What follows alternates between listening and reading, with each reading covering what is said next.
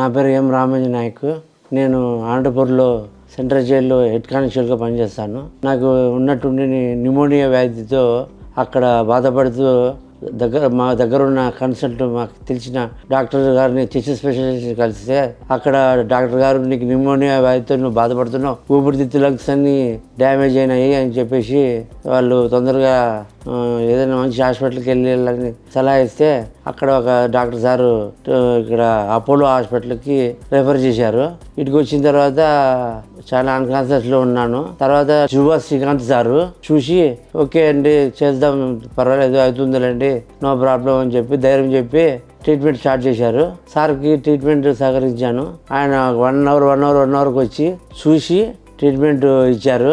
ఆయన పుణ్యమే నేను ఇప్పుడు బయటకు వచ్చాను. ధన్యవాదాలు డాక్టర్ గారికి. థ్యాంక్ యూ అపోలో హాస్పిటల్ యాజమాన్యానికి, అందరికి, స్టాఫ్కి, అందరికి. మనకి almost 1 week 10 days back severe pneumonia admit అయ్యారు ఐసీయూలో. మనకి ఆ టైంలో రెస్పిరేటరీ ఫెయిల్యూర్లో వచ్చారు మన దగ్గరికి అనంతపురం నుంచి రిఫరల్ తీసుకొని. ఆ టైంలో మనం ఎక్స్ప్లెయిన్ చేసాము, ఎన్ఐవి మిషన్ వాటితో ట్రై చేసాము. ఎన్ఐవి మాస్క్ అది పెట్టిన తర్వాత కూడా ఆయన డిస్ట్రెస్ తగ్గలేదన్నమాట. అంటే ఆయాసం ఇంకా పెరుగుతూనే ఉంది ఎన్ఐవి మాస్క్ తో కూడా. సో అందుకని మనం ఆ మాస్క్ తో మెయింటైన్ అవ్వట్లేదని చెప్పి మనము వెంటిలేటర్ పెట్టడం జరిగింది. ట్యూబ్ పెట్టి వెంటిలేటర్ పెట్టడం జరిగింది. ఆ వెంటిలేటర్ మీద పెట్టిన తర్వాత మనం బ్రాంకోస్కోపీ అనే అడ్వాన్స్డ్ ప్రొసీజర్స్ చేసి లోపల ఉన్న ఫ్లమ్ అది కూడా క్లియర్ చేసాం. దాంట్లో వచ్చిన బ్యాక్టీరియా ఎవిడెన్స్ పెట్టి యాంటీబయాటిక్స్ కూడా మార్చాం. సో ఈ విధంగా బ్రాంకోస్కోపీ వెంటిలేటరీ ట్రీట్మెంట్ అయిపోయిన తర్వాత మనకి స్లోగా 4-5 days లో మనం ప్రోనింగ్ బోర్లో కూడా పడుకోబెట్టాం. సో ఇట్లాగా 3 to 4 types of treatments, advance treatment జరిగాయి. అప్పుడైతే చాలా సివియర్ కండిషన్ లో ఉన్నారు. ఆల్మోస్ట్ 100% FiO2 ఆక్సిజన్ రిక్వైర్మెంట్ మీద ఉండి తర్వాత స్లోగా ఆక్సిజన్ తగ్గి 5 నుంచి 6 రోజులు వెంటిలేటర్ ట్రీట్మెంట్ తర్వాత